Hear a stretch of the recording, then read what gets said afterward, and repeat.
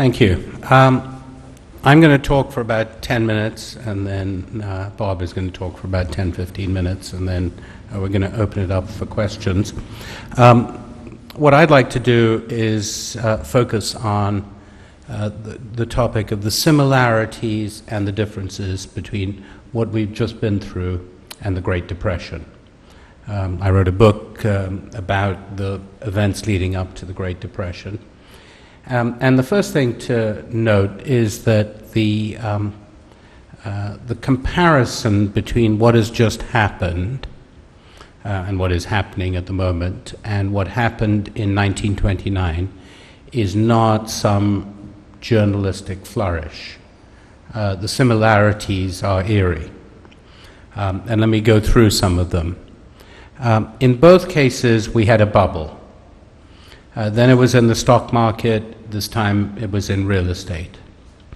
In both cases, the bubble was caused by a mistake in Federal Reserve policy. In both cases, the mistake in Federal Reserve policy was exacerbated, some would even say caused, by a malfunctioning in the international financial system.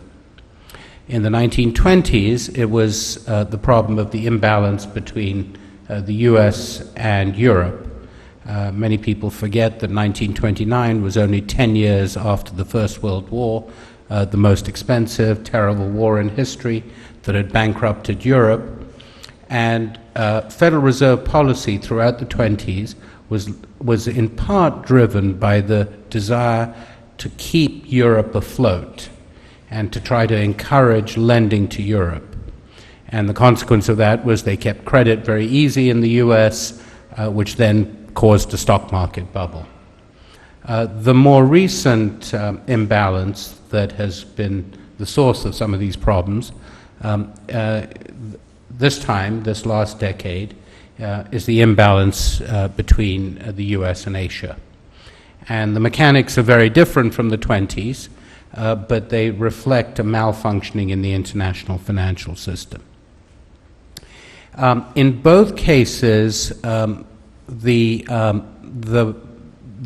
consequence of the easy Federal Reserve policy was, as I said, to cause this bubble. And it's quite striking when you go back to some of the debates they were having in the 1920s, how similar the debates were to the debates we had when the real estate bubble was in force. There were debates within the Federal Reserve. Some people argued that bubbles were were not caused by easy credit, but were caused by sort of were sort of a byproduct of the animal spirits of capitalism, and that credit policy could do very little about it. There were some who were arguing that it was very difficult to distinguish between what was a bubble and what was not a bubble ex ante, and that you could only find out after the event. And there was a problem of false positives, that if you tried to, every time asset prices went up, you tried to tighten, you would have a lot of false positives. There were some who argued that it was better there was nothing you could do about the bubble while it was going on, but that you could deal with the consequences, and that it was more efficient to wait for the bubble to burst and then deal with the consequences.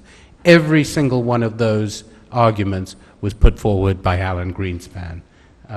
So it's striking how very little is new. In both cases then, once the bubble burst, as they always do, we had a banking crisis. In the 1920s, it was a conventional banking crisis. There was no deposit insurance in those days, and so essentially as depositors feared for the safety of their deposits, they lined up outside banks to take their money out and put it in mattresses, and we all remember those grainy black and white photographs that show people panicking outside banks. This time we had a run on the banking system, but we didn't have a run on the conventional banking system because we have deposit insurance. So in very few cases do we have anyone having to line up to pull their money out of banks, although we did have a couple of cases in California at a bank called IndyMac, in London or in England outside a bank called Northern Rock, a couple of incidents in Hong Kong. This time, the run was on what is known as the shadow banking system.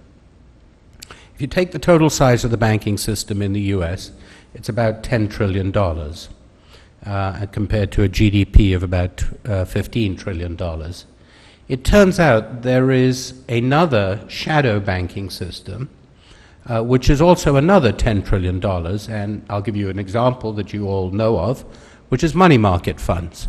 What do money market funds do? They take your deposits and they invest them in more illiquid instruments, promising you that you can get your money out whenever you want to.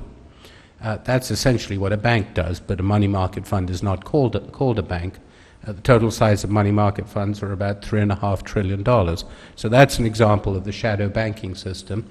And when we got our run on the financial system last year, that was the locus of it. And it was a digital run, so most people didn't go and actually queue up outside institutions. They got onto their computers, and with the click of the mouse, they withdrew hundreds of billions of dollars from institutions.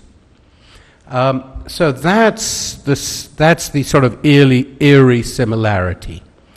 If you had taken a snapshot of the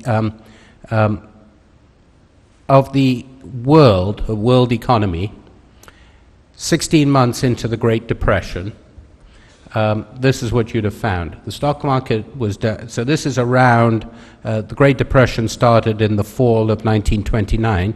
So this is at the end of 1930, maybe January 1931. The stock market was down about 50%.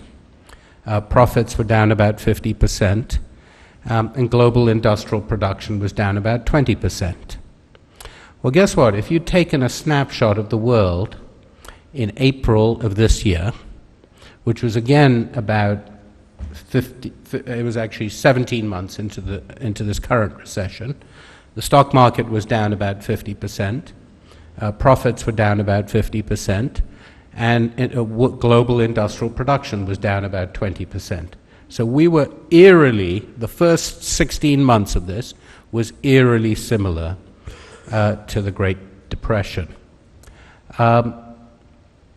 What happened then, though, is that the world in the 1920s and 30s, the bottom fell out of the world. So that industrial production fell another 30%, the stock market fell another 50%. That's not happening this time. In fact, we're having a recovery. So what's the difference? Well, during the Great Depression, they did three things. They allowed the banking system to go under, so they didn't bail out the banks. They believed that budget deficits were always a bad thing. So as the economy was crumbling and as tax revenues were declining, what they did was they raised tax rates to try and balance the budget. And thirdly, folly of all follies, they raised interest rates in the middle of the Great Depression. And you'll ask, God, why would anyone do such a crazy thing? Well, the world was then on a system called the gold standard. And essentially each central bank had to make sure that they had enough gold to offset the amount of currency they issued. Because there was a run on the banks, there was so much gold being pulled out of banks, both domestically and internationally, that there was a scramble among central banks for gold. And in order to try to, they started competing with each other for gold, so that in the summer of 1931, Germany raised interest rates from 4% to 12%. This is in the middle of a Great Depression. Britain followed a couple of months later, and even in the US they raised interest rates from 2 to 5%.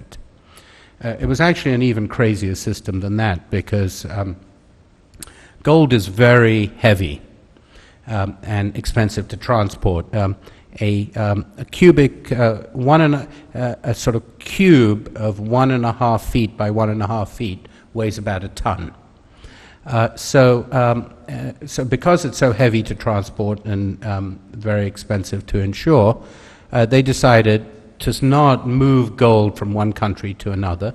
They developed a system called earmarking.